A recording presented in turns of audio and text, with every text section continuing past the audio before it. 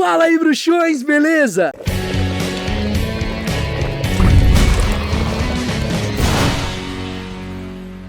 Hoje temos uma estreia de quadro muito especial aqui no Caldeirão Furado. Sejam bem-vindos ao Magia Ilustrada. Neste quadro, eu vou ler capítulo por capítulo dos livros de Harry Potter e comentar. Só que o ponto mais do que especial desses episódios é que eles contam com ilustrações exclusivas, nunca vistas antes, inéditas, feitas aqui pro Caldeirão Furado. As ilustrações dessa temporada foram feitas pelo grande Douglas Nogueira, então fica aqui o agradecimento a esse trabalho incrível que ele faz. E eu também não posso deixar de começar esse vídeo agradecendo pela dedicação e edição do Eric, que faz as edições do Caldeirão Furado aqui. A gente ficou longos dias trabalhando em cima desse material, alinhando tudo bonitinho, e também do Luiz, que foi o nosso assistente de produção. O Luiz era o antigo editor aqui do Caldeirão Furado, mas aceitou entrar nesse desafio com a gente. A experiência dele foi crucial para que esse episódio chegasse até vocês dessa forma. Eu vou ler um capítulo por episódio, então teremos 17 episódios na temporada de Pedra Filosofal, porque são 17 capítulos, e isso não é um audiolivro de Harry Potter. Eu vou ler e comentar algumas coisas a respeito ao longo do episódio. Eu espero muito que vocês gostem desse episódio, porque ele é a realização de um sonho aqui no Caldeirão Furado. E se você quiser ver dos outros livros também, tudo vai depender da sua força e do seu engajamento nessa temporada aqui. Os 17 episódios precisam ser um grande sucesso. Bom, sem mais papos, vamos começar, claro, pelo começo. Harry Potter e a Pedra Filosofal. Eu vou ler com essa edição aqui de Harry Potter e a Pedra Filosofal, que é a minha primeira edição de Harry Potter. E é importante ressaltar que ela possui alguns erros bem específicos, eu também vou comentar sobre eles. Essa é realmente a primeira impressão, não é a primeira edição, é a primeira impressão. Foi da primeira tiragem que saiu aqui no Brasil, lá em 7 de abril de 2000. Para vocês terem noção, olha a diferença das fontes. Esse daqui da minha mão direita são as versões atualizadas, que saíram logo depois dessa primeira edição aqui. Essa primeira impressão tem essa fonte aqui diferente, ainda não seguia aquele padrão, e teve uma outra impressão com essa fonte aqui, corrigindo alguns erros, como por exemplo o nome do Draco, que nessa edição aqui está diferente. Vamos começar? Para você que tem o livro e quiser acompanhar a leitura, fica à vontade. Harry Potter e a Pedra Filosofal. A dedicatória do livro é a seguinte: para Jéssica, que gosta de histórias, para Anne, que gostava também,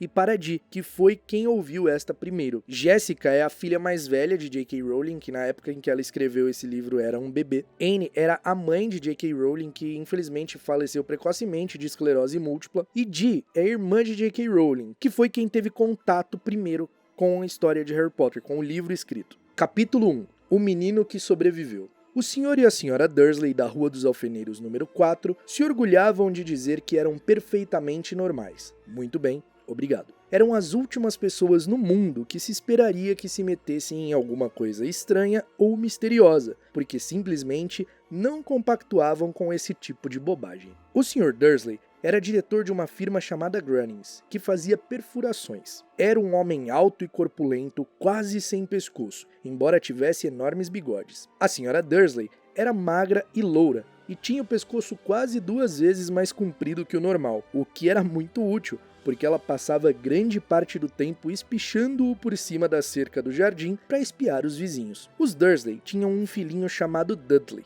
o Duda, e em sua opinião, não havia garoto melhor em nenhum lugar do mundo. Os Dursley tinham tudo o que queriam, mas tinham também um segredo, e seu maior receio era que alguém os descobrisse. Achavam que não iriam aguentar se alguém descobrisse a existência dos Potter. A senhora Potter era irmã da senhora Dursley, mas não se viam havia muitos anos. Na realidade, a senhora Dursley fingia que não tinha irmã, porque esta e o marido imprestável eram o que havia de menos parecido possível com os Dursley. Eles estremeciam só de pensar o que os vizinhos iriam dizer se os Potter aparecessem na rua. Os Dursley sabiam que os Potter tinham um filhinho também, mas nunca o tinham visto. O garoto era mais uma razão para manter os Potter à distância. Eles não queriam que Duda se misturasse com uma criança daquelas. Quando o senhor e a senhora Dursley acordaram na terça-feira monótona e cinzenta em que a nossa história começa, não havia nada no céu nublado lá fora, sugerindo as coisas estranhas e misteriosas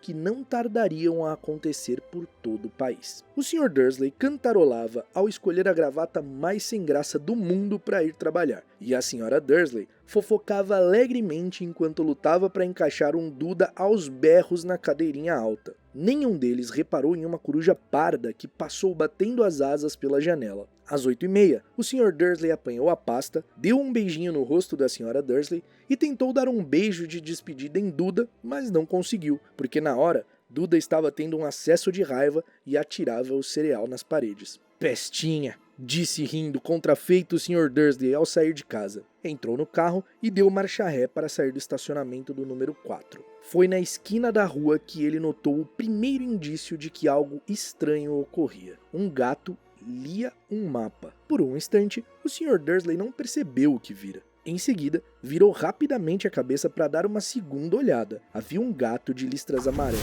sentado na esquina da Rua dos Alfeneiros, mas não havia nenhum mapa à vista. Em que estaria pensando naquela hora? Devia ter sido um efeito da luz. Ele piscou e arregalou os olhos para o gato. O gato o encarou. Enquanto virava a esquina e subia a rua, espiou o gato pelo espelho retrovisor. Ele agora estava lendo a placa que dizia Rua dos Alfeneiros. Não, estava olhando a placa. Gatos não podiam ler mapas nem placas. O Sr. Dursley sacudiu a cabeça e tirou o gato do pensamento. Durante o caminho para a cidade, ele não pensou em mais nada exceto no grande pedido de brocas que tinha esperança de receber naquele dia. Mas ao sair da cidade, as brocas foram varridas de sua cabeça por outra coisa. Ao parar no costumeiro engarrafamento matinal, não pôde deixar de notar que havia uma quantidade de gente estranhamente vestida andando pelas ruas. Gente com capas largas. O Sr. Dursley não tolerava gente que andava com roupas ridículas. Os trapos que se viam nos jovens, imaginou que aquilo fosse uma nova moda idiota. Tamborilou os dedos no volante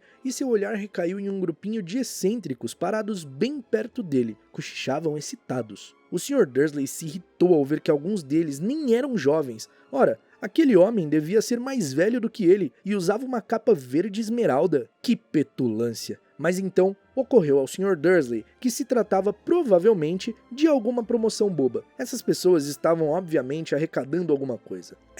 Devia ser isto. O tráfego avançou, e alguns minutos depois, o Sr. Dursley chegou ao estacionamento da Grunnings, o pensamento de volta às brocas. Bom, só nessa primeira partezinha aqui a gente já vê bastante a essência dos Dursley. Só na apresentação deles fica muito claro que eles são pessoas completamente irritantes, que não olham para os próprios defeitos e só apontam o dedo para os outros e julgam os outros. Só que eu também gosto como o clima de mistério e tensão vai sendo construído. A gente já sabe do que se trata a história, a gente já sabe que tem bruxo na história, que tem um mundo de magia, porque isso tem aqui no livro, né? Na própria sinopse do livro aqui fala até que o Harry já encontra o Voldemort, né? Então, cara, mesmo a gente já sabendo, esse climinha de mistério que vai se criando da perspectiva dos Dursley, pra mim é muito legal. Bom, vamos voltar aqui. O Sr. Dursley sempre sentava de costas para a parede em seu escritório no 9º andar. Se não o fizesse, talvez tivesse achado mais difícil se concentrar em brocas aquela manhã. Ele não viu as corujas que voavam velozes em plena luz do dia, embora as pessoas na rua as vissem. Elas apontavam e se espantavam enquanto coruja atrás de coruja passava no alto. A maioria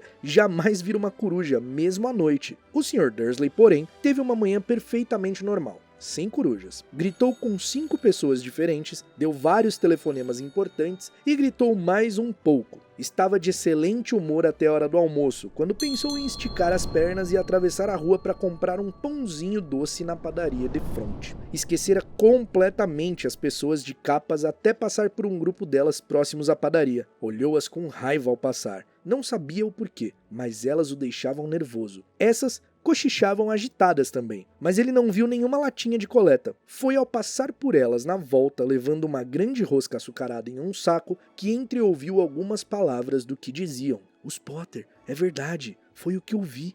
O filho deles, Harry. O Sr. Dursley parou de repente. O medo invadiu-o. Virou a cabeça para olhar as pessoas que cochichavam como se quisesse dizer alguma coisa, mas pensou melhor. Atravessou a rua depressa, correu para o escritório, disse rispidamente à secretária que não o incomodasse, agarrou o telefone e quase terminara de discar o número de casa quando mudou de ideia. Pôs o fone no gancho e alisou os bigodes pensando.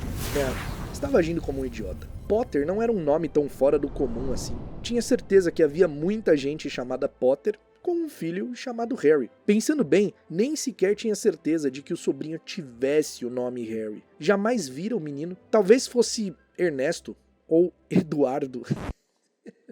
Ernesto me pega um pouco aqui na tradução.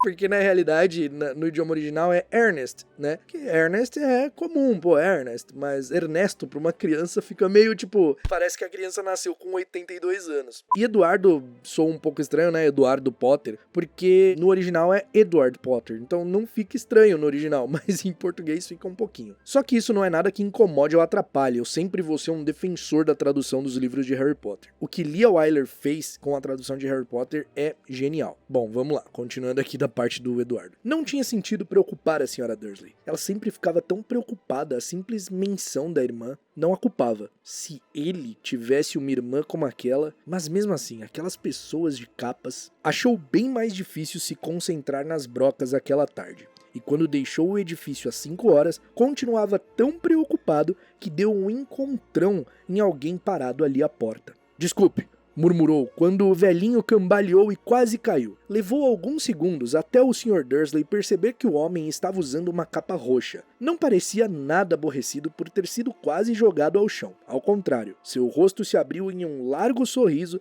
e ele disse numa voz esganiçada que fez os passantes olharem. Não precisa pedir desculpas, caro senhor, porque nada poderia me aborrecer hoje. Alegre-se, porque você sabe quem finalmente foi-se embora. Até trouxas, como o senhor, deviam estar comemorando um dia tão feliz. O velho abraçou o Sr. Dursley pela cintura e se afastou. O Sr. Dursley ficou pregado no chão. Fora abraçado por um completo estranho e também achava que fora chamado de trouxa, o que quer que isso quisesse dizer. Nessa partezinha aqui, a gente consegue ver que a tradução de algumas coisas faz a palavra perder um pouco de sentido na história. Porque trouxa não é uma palavra incomum, não é uma palavra que não se vê no vocabulário. Então o Walter estranhar isso, tipo assim, não saber o significado de trouxa, acaba sendo um pouco estranho. Isso porque a palavra trouxa foi traduzida de muggle. Muggle é um termo criado pela J.K. Rowling para se referir às pessoas que não possuem magia. Então é comum o Sr. Dursley se espantar ali e não entender direito o que significa a palavra. Mas mudando pra trouxa, essa reação dele, ela acaba parecendo meio sem sentido, assim. O que parece é que o Sr. Dursley não conhece palavrões, sabe? Mas isso não é uma crítica, é um comentário, porque eu sei que tem gente que detesta tradução. Detesta, mas eu não sou esse tipo de pessoa. Eu acho a tradução super importante e sei que ela foi um fator muito importante pra Harry Potter ser o sucesso que é hoje em dia. Um dos fatores, né? Tiveram vários. Enfim, vamos continuar aqui. Estava abalado. Correu para o carro e partiu para casa, esperando que estivesse imaginando coisas, o que nunca esperara que fizesse, porque não aprovava a imaginação. Eu adoro como logo no começo já fica claro como os Dursley são, assim, intragáveis, cara. O cara não aprova a imaginação. Imaginação é coisa de, assim, não presta a imaginação, sabe? Não, imaginação não presta, que isso? É uma coisa tão primitiva, sabe? Tipo, o cara é bizarro, cara. Cara, eu adoro como eles já são colocados, assim, como as piores pessoas logo no início. E a gente ainda nem conheceu a Umbridge, tá ligado? Mas vamos lá. Quando entrou no estacionamento do número 4, a primeira coisa que viu, e isso não melhorou o seu estado de espírito, foi o gato listrado que notara aquela manhã. Agora, ele estava sentado no muro do jardim. Tinha certeza de que era o mesmo gato. As marcas em volta dos olhos eram as mesmas. Chispa! Disse o Sr. Dursley em voz alta. O gato não se mexeu, apenas lançou-lhe um olhar severo. Será que isso era um comportamento normal para um gato? Pensou o Sr. Dursley. Cara, eu consigo imaginar a cara da Minerva McGonagall transformada em gato, encarando o Walter, ele falando chispa e ela tipo, sério, querido? Bom, vamos continuar aqui. O Sr. Dursley continuava decidido a não comentar nada com a esposa. A senhora Dursley tivera um dia normal e agradável. Contou-lhe durante o jantar os problemas da senhora do lado com a filha e ainda que Duda aprendera uma palavra nova. Nunca. O Sr. Dursley tentou agir normalmente. Depois que Duda foi se deitar, ele chegou à sala em tempo de ouvir o último noticiário noturno. E por último, os observadores de pássaros em toda parte registraram que as corujas do país se comportaram de forma muito estranha hoje. Embora elas normalmente caçem à noite e raramente apareçam à luz do dia, centenas desses pássaros foram vistos hoje voando em todas as direções desde o alvorecer. Os especialistas não sabem explicar por que as corujas de repente mudaram o seu padrão de sono. O locutor se permitiu um sorriso. Muito misterioso. E agora com Jorge Mendes, o nosso boletim meteorológico. Vai haver mais tempestades de coruja hoje à noite, Jorge? Bom, Eduardo, disse o meteorologista. Não sei lhe dizer. mas não foram só as corujas que se comportaram de modo estranho hoje. Ouvintes de todo o país têm telefonado para reclamar que, em vez do aguaceiro que prometi para ontem, eles têm tido chuvas de estrelas. Talvez alguém ande festejando a Noite das Fogueiras uma semana mais cedo este ano, mas posso prometer para hoje uma noite chuvosa. O Sr. Dursley ficou paralisado na poltrona. Estrelas cadentes em todo o país, corujas voando durante o dia, gente misteriosa usando capas para todo lado e um cochicho a respeito dos Potter. A Sra. Dursley entrou na sala trazendo 2 xícaras de chá. Não adiantava, teria que lhe dizer alguma coisa. Pigarreou nervoso. Petúnia, querida, você não tem tido notícias de sua irmã ultimamente? Conforme esperava, a Sra. Dursley pareceu chocada e aborrecida. Afinal, normalmente, fingiam que ela não tinha irmã. Não, respondeu ela seca. Por quê? Uma notícia engraçada, murmurou o Sr. Dursley. Corujas, estrelas cadentes e vi uma porção de gente de aparência estranha na cidade hoje. E daí? Cortou a Sra. Dursley. Bem, pensei, talvez tivesse alguma ligação com, sabe, o pessoal dela. A Sra. Dursley bebericou o chá com os lábios contraídos. O Sr. Dursley ficou em dúvida se teria coragem de lhe contar que ouvira o nome Potter. Decidiu que não. Em vez disso, falou com a voz mais displicente que pôde. O filho deles teria mais ou menos a idade do Duda agora, não? Suponho que sim, respondeu a Sra. Dursley ainda seca. Como é mesmo o nome dele? Ernesto, não é? Harry. Um nome feio e vulgar, se quer saber minha opinião. Ah, é, disse o Sr. Dursley, sentindo um aperto horrível no coração. Concordo com você. Não disse mais nenhuma palavra sobre o assunto a caminho do quarto onde foram se deitar. Enquanto a Sra. Dursley estava no banheiro, o Sr. Dursley foi devagarinho até a janela e espiou o jardim da casa. O gato continuava lá. Observava o começo da Rua dos Alfeneiros como se esperasse alguma coisa. Estaria imaginando coisas? Será que tudo isso teria ligação com os Potter? Se tinha, se transpirasse que eram aparentados com um casal de... Bem, ele achava que não aguentaria. Os Dursley se deitaram. A Sra. Dursley adormeceu logo, mas o Sr. Dursley continuou acordado pensando no que acontecera. Seu último consolo antes de adormecer foi pensar que mesmo que os Potter estivessem envolvidos, não havia razão para se aproximarem dele e da Sra. Dursley. Os Potter sabiam muito bem o que pensavam deles e de gente de sua laia. Não via como ele e Petúnia poderiam se envolver com nada que estivesse acontecendo. O Sr. Dursley bocejou e se virou. Isso não poderia afetá-los. Como estava enganado. Sr. Dursley, eu acho que afeta um pouco, viu? Eu acho que vai dar uma certa afetada. O Sr. Dursley talvez estivesse mergulhado em um sono inquieto, mas o gato no muro lá fora não mostrava sinais de sono. Continuava sentado imóvel como uma estátua, os olhos fixos na esquina mais distante da Rua dos Alfeneiros, e nem sequer estremeceu quando uma porta de carro bateu na rua seguinte, nem mesmo quando 2 corujas mergulharam do alto. Na verdade, era quase meia-noite quando o gato se mexeu. Um homem apareceu na esquina que o gato estivera vigiando. Apareceu tão súbita e silenciosamente que se poderia pensar que tivesse saído do chão. O rabo do gato se mexeu ligeiramente e seus olhos se estreitaram. Ninguém jamais vislumbrara nada parecido com este homem na Rua dos Alfeneiros. Era alto, magro e muito velho, a julgar pelo prateado dos seus cabelos e de sua barba, suficientemente longos para prender no cinto. Usava vestes longas, uma capa púrpura que arrastava pelo chão e botas com salto altos e fivelas. Seus olhos azuis eram claros, luminosos e cintilantes por trás dos óculos em meia-lua, e o nariz muito comprido e torto, como se o tivesse quebrado pelo menos 2 vezes. O nome dele era Alvo Dumbledore. Alvo Dumbledore não parecia ter consciência de que acabara de pisar numa rua onde tudo, desde o seu nome às suas botas, era mal visto. Estava ocupado apalpando a capa, procurando alguma coisa. Mas parecia ter consciência de que estava sendo vigiado, porque ergueu a cabeça de repente para o gato, que continuava a fixá-lo da outra ponta da rua. Por algum motivo, a visão do gato pareceu diverti-lo. Deu uma risadinha e murmurou: "Eu devia ter imaginado." Encontrou o que procurava no bolso interior da capa. Parecia um isqueiro de prata. Abriu-o, ergueu-o no ar e o acendeu. O lampião de rua mais próximo apagou-se com um estalido seco. Ele o acendeu de novo e o lampião seguinte piscou e apagou. 12 vezes ele acionou o apagueiro, até que as únicas luzes acesas na rua toda eram 2 pontinhos minúsculos ao longe, os olhos do gato que o vigiava. Se alguém espiasse pela janela agora, até a Sra. Dursley, de olhos de conta, não conseguiria ver nada que estava acontecendo na calçada. Dumbledore tornou a guardar o apagueiro na capa e saiu caminhando pela rua em direção ao número 4, onde se sentou no muro ao lado do gato. Não olhou para o bicho, mas, passado algum tempo, dirigiu-se a ele. Imagine encontrar a senhora aqui, professora Minerva McGonagall. E virou-se para sorrir para o gato,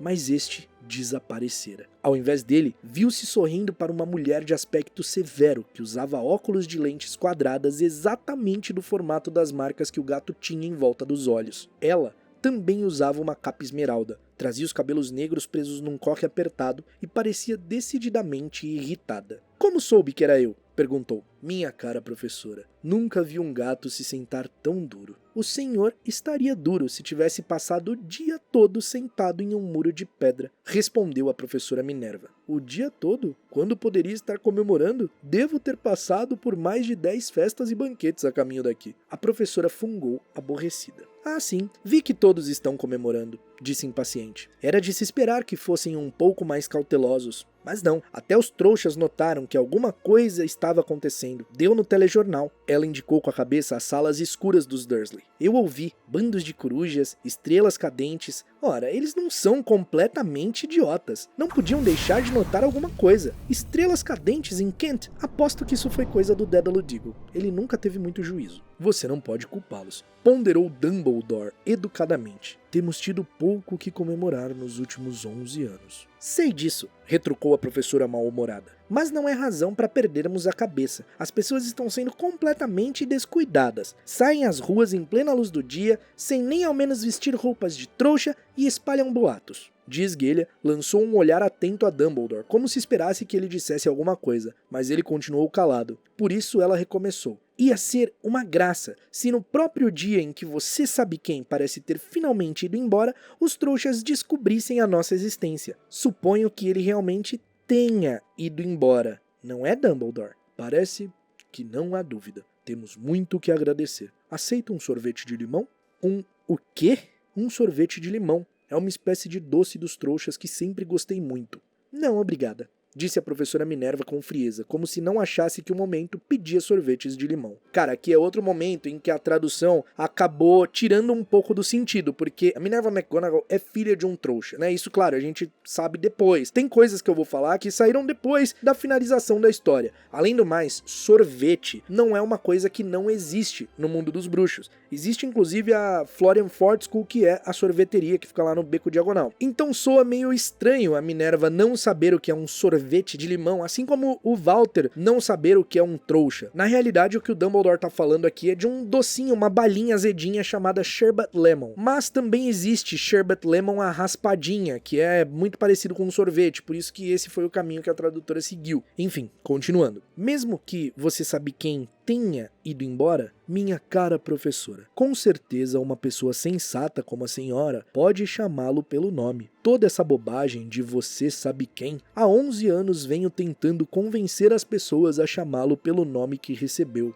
Voldemort. A professora franziu a cara, mas Dumbledore, que estava separando 2 sorvetes de limão, pareceu não reparar. Tudo fica tão confuso quando todos não param de dizer você sabe quem. Nunca vi nenhuma razão para ter medo de dizer o nome de Voldemort. Sei que não vê, disse a professora, parecendo meio exasperada e meio admirada. Mas você é diferente. Todo mundo sabe que é o único a quem você sabe...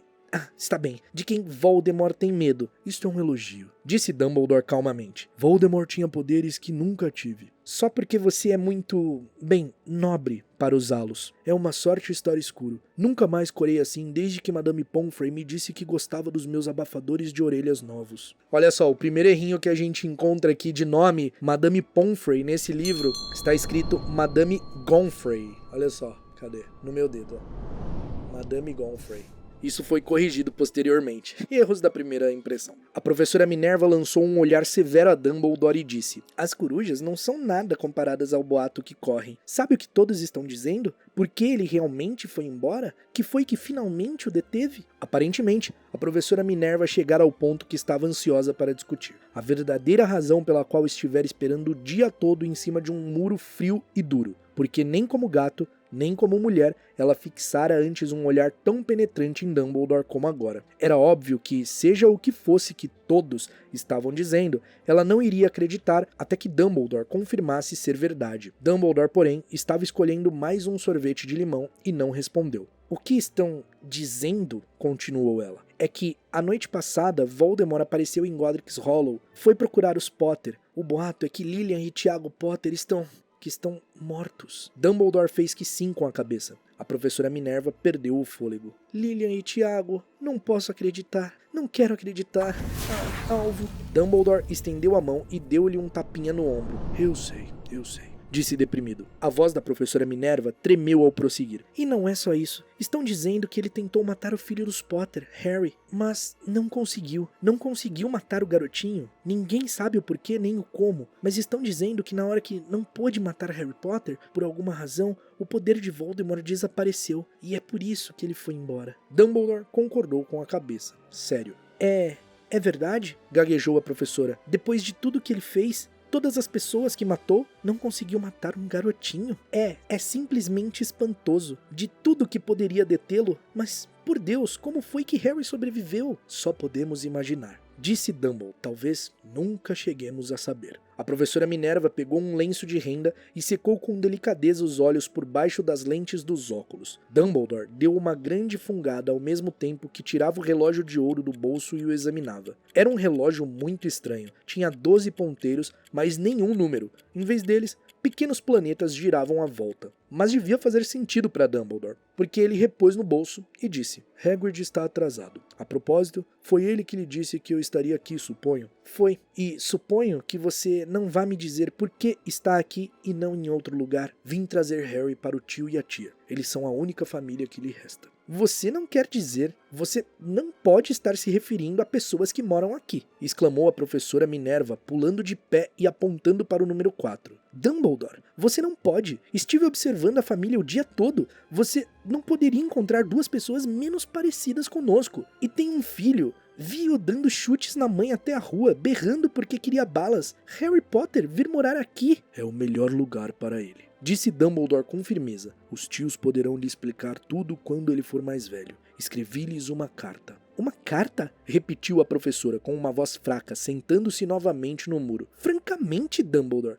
você acha que pode explicar tudo isso em uma carta? Essas pessoas jamais vão entendê-lo. Ele vai ser famoso, uma lenda. Eu não me surpreenderia se o dia de hoje ficasse conhecido no futuro como o dia de Harry Potter. Vão escrever livros sobre Harry. Todas as crianças no nosso mundo vão conhecer o nome dele. Cara, essa parte aqui da Minerva falando que vão escrever sobre Harry, que ele será uma lenda, que ficaria surpresa se o dia não ficasse conhecido como o dia de Harry Potter, sempre me dá um arrepio, assim, quando eu leio, sabe? Eu fico, tipo, me dá uma sensação...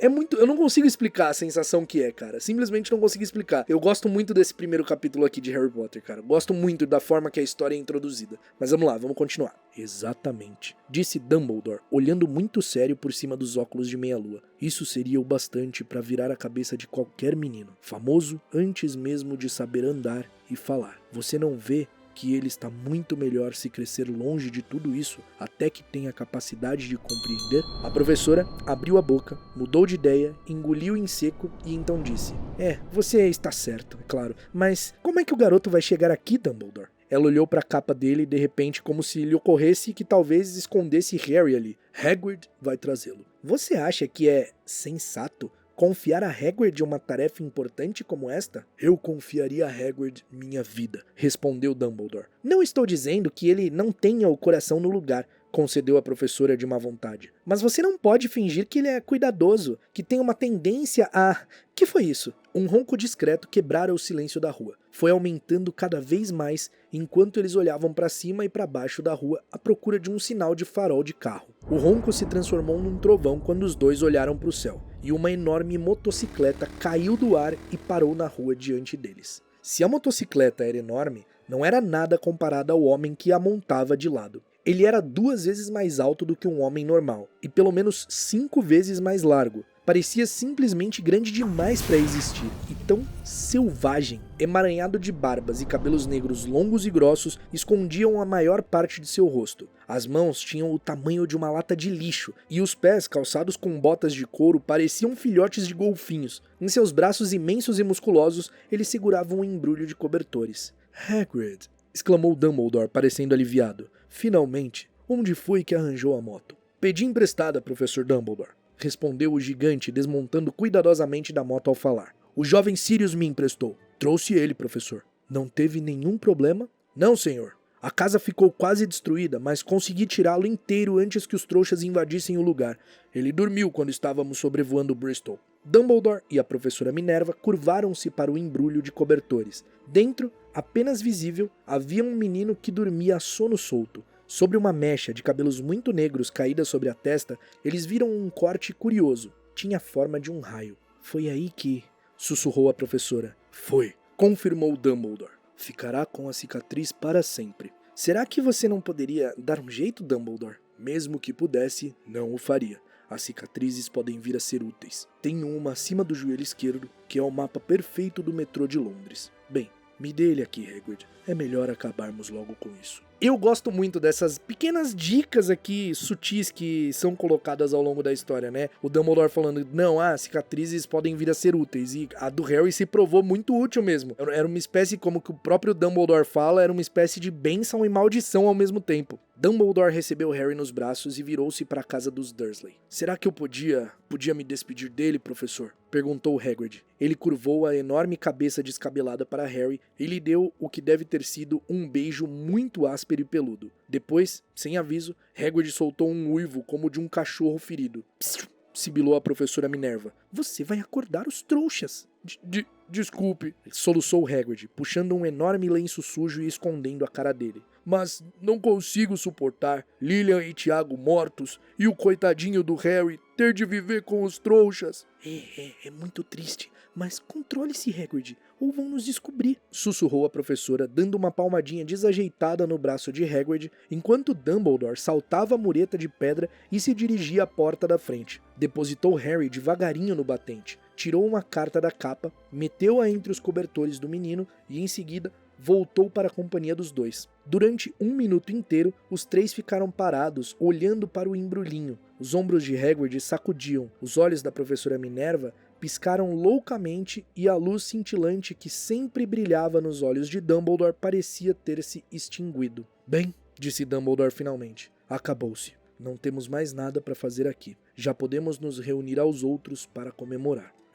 Disse Hagrid com a voz muito abafada. "Vou devolver a moto de Sirius. Boa noite, professora Minerva." Professor Dumbledore, enxugando os olhos na manga da jaqueta, Hagrid montou na moto e acionou o motor com um pontapé. Com um rugido, ela levantou o voo e desapareceu na noite. "Nos veremos em breve, espero, professora Minerva." Falou Dumbledore com um aceno de cabeça. A professora Minerva suou o nariz em resposta. Dumbledore se virou e desceu a rua. Na esquina, parou e puxou o apagueiro. Deu um clique e 12 esferas de luz voltaram aos lampiões de modo que a Rua dos Alfeneiros de repente iluminou-se com uma claridade laranja e ele divisou o gato listrado se esquivando pela outra ponta da rua. Mal dava para enxergar o embrulhinho de cobertores no batente do número 4. "Boa sorte, Harry", murmurou ele. Girou nos calcanhares e, com um movimento de capa, desapareceu. Uma brisa arrepiou as cercas bem cuidadas da Rua dos Alfeneiros, silenciosas e quietas sob o negror do céu. O último lugar do mundo em que alguém esperaria que acontecessem coisas espantosas. Harry Potter virou-se dentro dos cobertores sem acordar.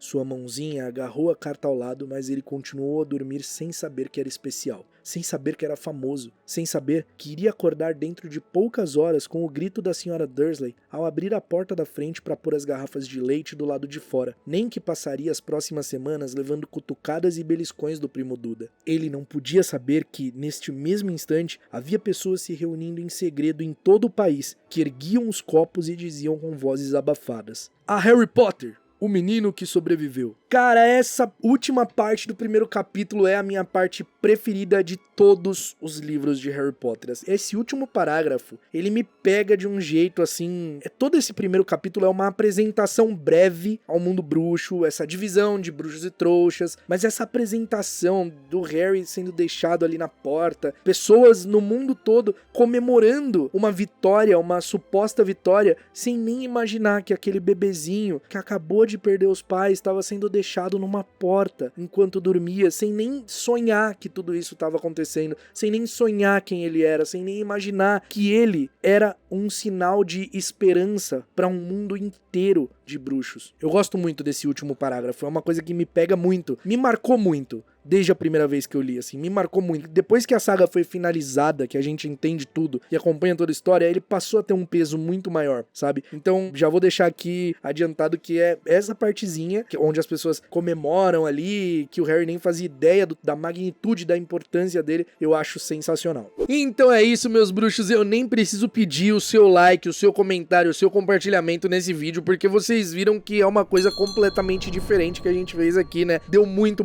trabalho mesmo. Essas ilustrações, pra vocês terem noção, estão sendo feitas há quase 3 anos. Então, assim, é muita coisa. São mais de 340 ilustrações que vão aparecer ao longo dessa primeira temporada. Então, por favor, deixa o seu like nesse vídeo. Eu espero que vocês tenham gostado desse primeiro episódio. A gente se vê num próximo vídeo aqui do Caldeirão Furado e até lá, mal feito feito.